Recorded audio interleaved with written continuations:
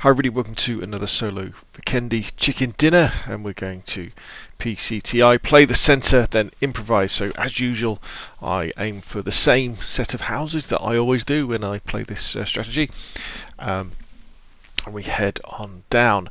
Now, a really important part of doing this strategy isn't really about winning and getting chicken dinners. It's about getting into trouble a lot more and getting a lot more kills. Because when we do D23E, so when we're right out on the edge of the map, we fly far, we get a vehicle, and then we come back in.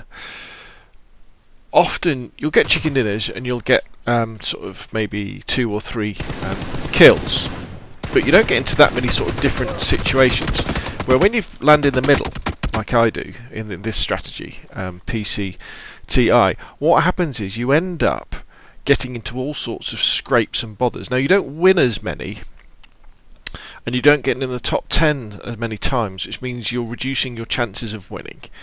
But what it does do, it gets you into all these firefight situations. And what you're doing while you're doing this, obviously, it's practicing. It's good to practice to get in different firefights, and that's kind of almost the intellectual side of it. But that's also combined with the muscle memory of getting into fights a lot, and also it removes some of the adrenaline rush that you get into. That you get when you get into firefights. So when you're playing the edge all the time and you're only getting into, say, 2 to 3 gunfights per game, and you're getting into the final circles, and that level of adrenaline is kind of pumping up, and you're like, ooh, you get really tense, and then when a gunfight happens, you might potato aim it, and the adrenaline might kind of overcome you, and you don't make those cool decisions. Whereas when you're playing the centre a lot, because you're getting into lots of gunfights, when you do get into the final circles, you make better decisions because killing other players has become second nature. You don't really have to think about it, and importantly, you don't need to worry about it. And that's what really happens in this chicken dinner. So we're into the last 10 minutes now. I've had a couple of kills. This guy just ran out of the blue. What, 2 kills already, haven't we? That rather strange one on the rock and this guy.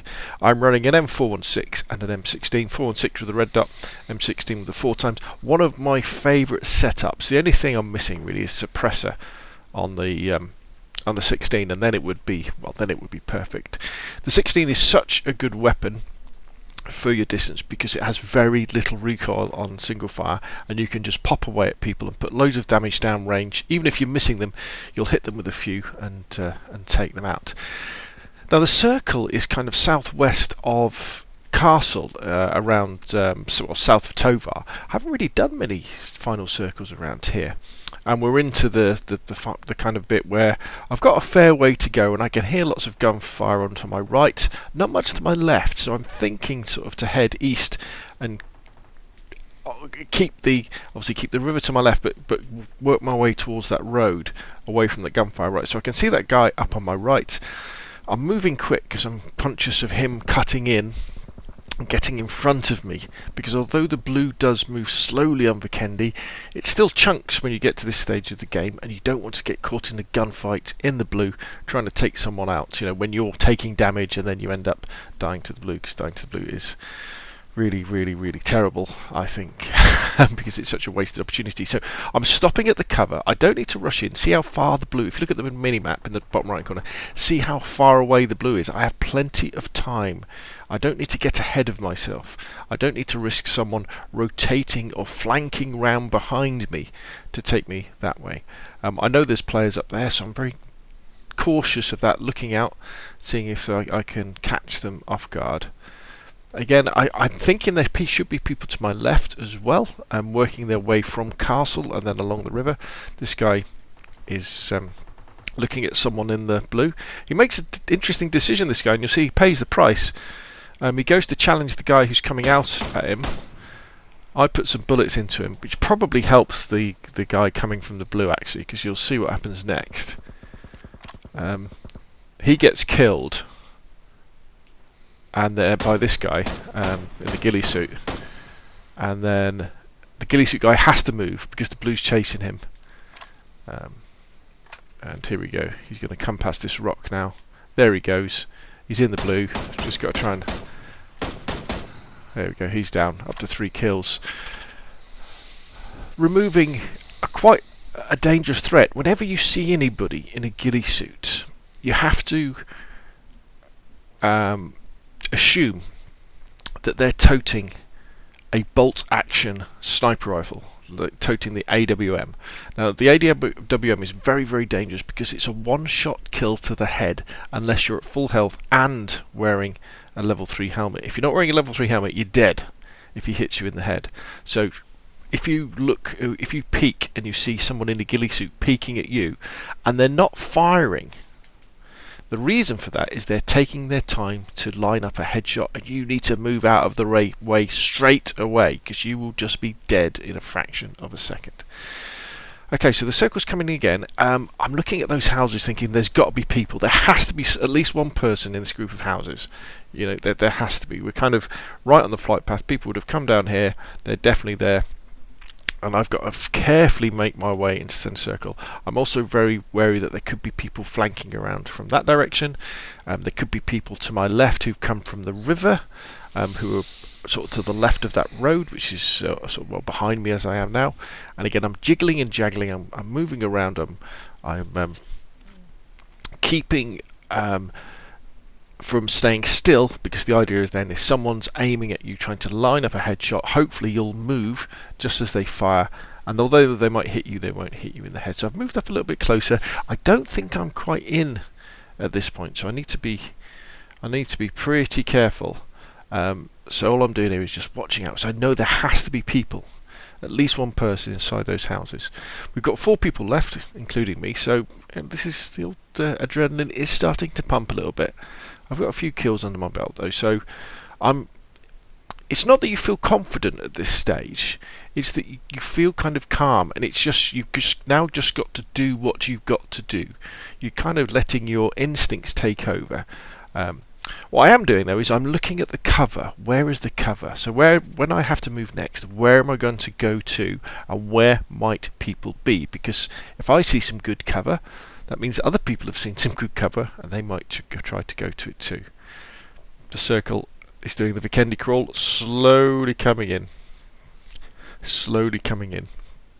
Don't really have to move yet. Again, I'm not sure whether I'm in, so I think I push towards this next rock up here.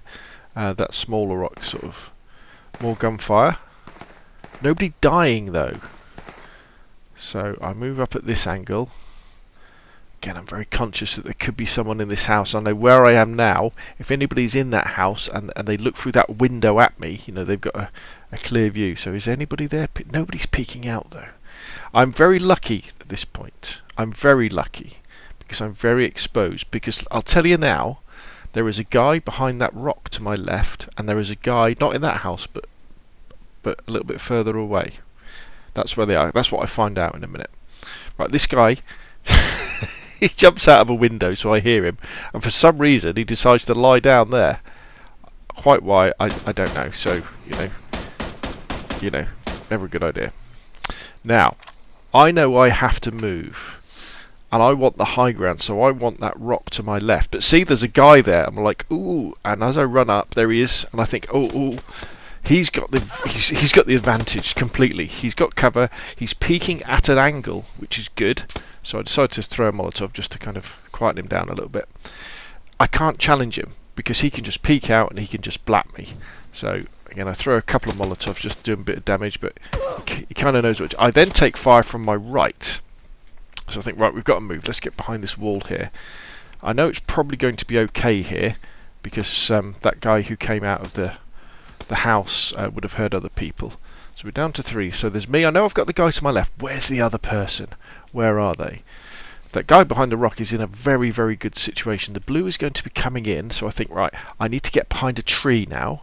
So I'm just looking around. Can I see the other player? I see the other player. Just to my right, there he is running along. So I think, right, let's get in, and there he is.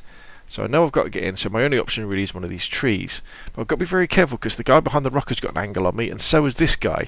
See, I can see them both.